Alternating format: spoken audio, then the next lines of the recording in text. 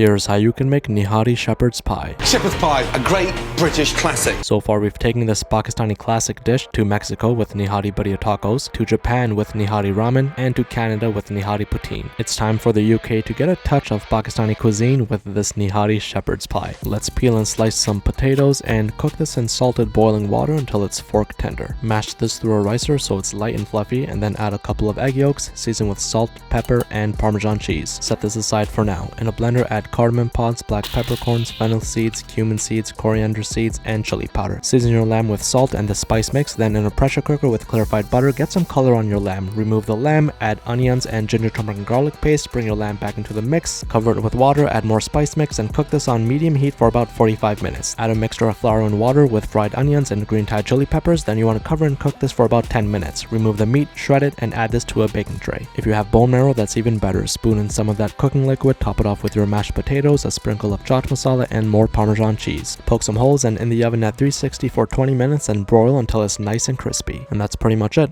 Enjoy.